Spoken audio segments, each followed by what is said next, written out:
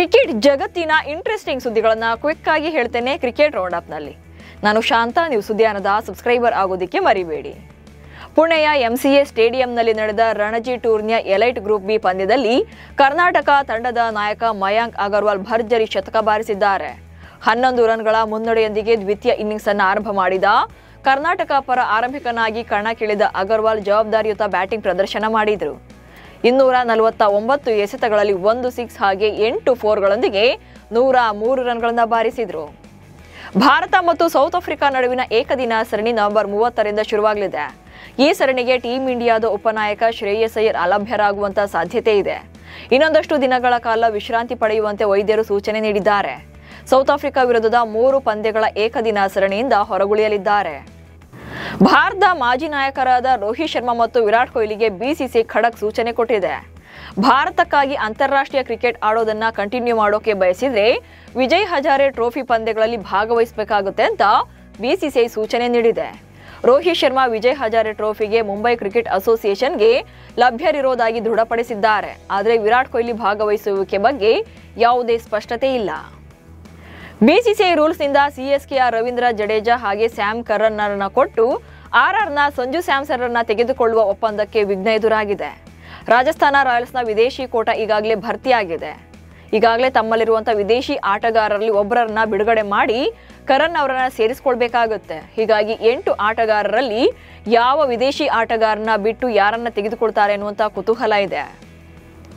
Royal Challengers Bengaluru ತಂಡ cup ಗೆಲುವಿನ ಸಂಭ್ರಮಾಚರಣೆ ವೇಳೆ ಭೀಕರ ಕಾಲ್ತುಳಿತಕ್ಕೆ ಸಾಕ್ಷಿಯಾಗಿದ್ದ ಬೆಂಗಳೂರಿನ ಚಿನ್ನಸ್ವಾಮಿ ಕ್ರೀಡಾಂಗಣದಲ್ಲಿ ಇನ್ಮುಂದೆ ಐಪಿಎಲ್ ಪಂದ್ಯಗಳೇ ನಡೆಯೋದು ಅನುಮಾನ ಎನ್ನಲಾಗ್ತಿದೆ. ಮೈಕೆಲ್ ಕುನ್ಹಾ ಆಯೋಗವು ಕ್ರೀಡಾಂಗಣದ ವಿನ್ಯಾಸ ಹಾಗೆ ರಚನೆ ಹೆಚ್ಚಿನ ಜನ ಸೇರೋದಕ್ಕೆ ಅಸುರಕ್ಷಿತ ಅಂತ ಹೇಳಿತ್ತು. ಒಂದ್ ವೇಳೆ ಚಿನ್ನಸ್ವಾಮಿಯಲ್ಲಿ ಪಂದ್ಯಗಳು ನಡೆಯದೇ ಇದ್ರೆ ಬೇರೆ ಕಡೆ ಪಂದ್ಯಗಳನ್ನ ಶಿಫ್ಟ್ ಮಾಡಬೇಕಾಗುತ್ತೆ. ಮಹಾರಾಷ್ಟ್ರ ನಮ್ಮಲ್ಲಿ ಪಂದ್ಯಗಳನ್ನ ನಡೆಸಬಹುದು ಅಂತ ಆಫರ್ ಕೊಟ್ಟಿದೆ.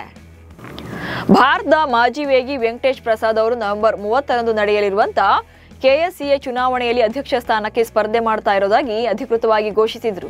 ಇದರ ಬೆನ್ನಲ್ಲೇ ಭಾರತೀಯ ಕ್ರಿಕೆಟ್ ದಿಗ್ಗಜ ಅನಿಲ್ ಕುಂಬ್ಳೆ ಹಾಗೆ ಜಾವಗಲ್ ಶ್ರೀನಾಥ್ ಅವರು ವೆಂಕಟೇಶ್ ಪ್ರಸಾದ್ ಬೆಂಬಲ ವ್ಯಕ್ತಪಡಿಸಿದ್ದಾರೆ.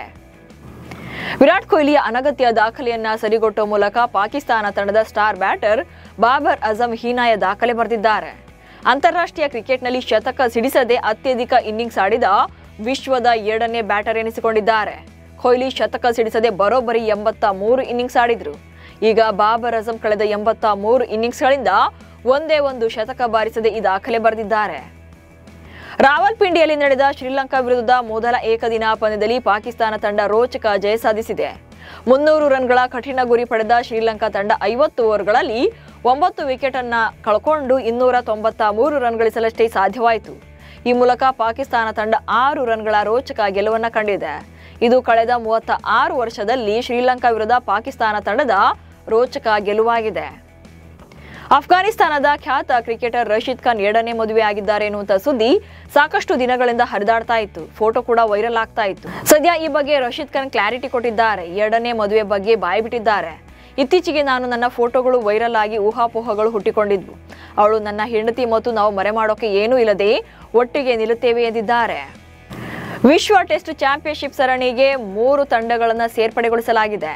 ಪ್ರಸ್ತುತ ಇರುವ 9 ತಂಡಗಳೊಂದಿಗೆ ಅಫ್ಘಾನಿಸ್ತಾನ, ಜಿಂಬಾಬ್ವೆ ಹಾಗೆ ಐರ್ಲೆಂಡ್ ತಂಡಗಳು ಕೂಡ 2027ರಿಂದ ಶುರುವಾಗಲಿರುವಂತಹ ವಿಶ್ವ ಟೆಸ್ಟ್ ಚಾಂಪಿಯನ್ಶಿಪ್ ಸರಣಿಯಲ್ಲಿ ಕಣಕ್ಕಿಳಿಯಲಿವೆ. ಇವಿಷ್ಟು ಇವತ್ತಿನ ಕ್ರಿಕೆಟ್ ರೌಂಡ್ ಅಪ್ ಸುದ್ದಿಗಳು. ನಮಸ್ಕಾರ.